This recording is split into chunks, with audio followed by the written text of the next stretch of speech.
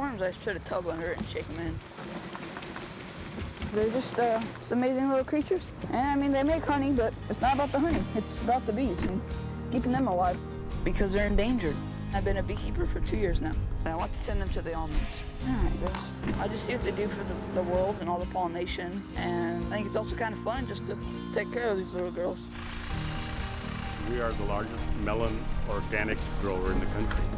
This is the most popular melon in America, except for the watermelon. You'll find these in Trader Joe's, Whole Foods. We grow some of the best here in the west side of Fresno County. If we had no bees, we would have no melons.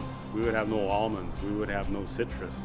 Bees are that critical for producing these fruits. This is one of the fascinating things about bees. They're the best builders in the world because it doesn't matter. If it's today, tomorrow, next year, they're going to draw the same size cell. They're going to draw them exactly the same. How many folks can do that? Well, we started out of necessity because we have small acreages of almonds. When we rented bees, we had boxes, but we never had no bees in them. We sell a lot of bees every year. We produce our own queens, but all the costs have gone up. When you're small, you need to find a way to be sustainable. It's pretty tough to make it. All right, guys, you hungry? For the summer, there's 4 or 5 months of just nothing. There's no flowers. I make sugar water and the fake pollen to get them that much stronger. My pumpkins, my cantaloupes, all this is buckwheat. It blooms and they get some nectar from it. Honeybee right there on the flowers. Oh yeah, the bees love the hedgerows, they love the sunflowers of course, they love the buckwheat. They gather a lot of pollen from the corn. That's what our hedgerows are good for. You look around the whole valley and most of our crops need bees.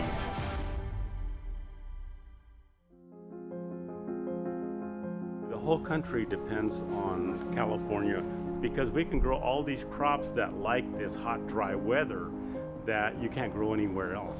And we produce 70% of the melons in the country right here in the west side of Fresno and Merced counties. We have to be able to have agriculture continuing to produce for the sake of food supply, for the sake of jobs, and for the sake of having a healthy economy. The prosperity of the almond industry in California would not exist if it wasn't for bees. There wouldn't be as many beekeepers without the almonds either. Unless we increase the bees, pretty soon it's going to be, we're not going to have enough bees for pollination. The United States statistics is, on average, at least 30% loss. You need to accept the fact that you're going to lose some. There's so many diseases and viruses now that it's hard to get them through the winter. First year, there's no bees in the box when I looked. So I think the queen died and then the whole colony went with her. You're going to get the hang of this. Beekeeping would be a lot easier and cheaper without mites. You have to fill their colonies up with chemicals. But if you don't treat these colonies, they might not make it through the winter. We need to find ways to keep our bees healthy. We need to do more research. We need to understand their diseases, what happens when you move bees around. And there's not enough bees in California to pollinate all of our almonds. A lot of bees are brought in from other states. We get some from like South Dakota, and we want to make sure that they're able to go out and pollinate every single hour they can. I'm on both sides of the fence. I grow almonds. I have bees right here. You can coexist. We'll have to make that little bit of change. Spraying when the bees aren't active, later in the evening, earlier in the morning. Maybe you can use a safer pesticide than what they're trying to sell. Why don't they do it like they do the oranges and put a moratorium on spraying while the bloom's on? Pretty simple, right? Follow the guidelines. The almond board, they got it down. It's really critical to have good communication with your beekeeper and your pest control advisor. We actually have a group text, so anytime we talk about applying pesticides, everybody knows.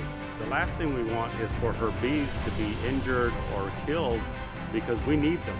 We will never be able to grow these crops without bees. Helping little guys like Heath, that's our future. I love getting a call to go catch a swarm. There's nothing better than saving the bees.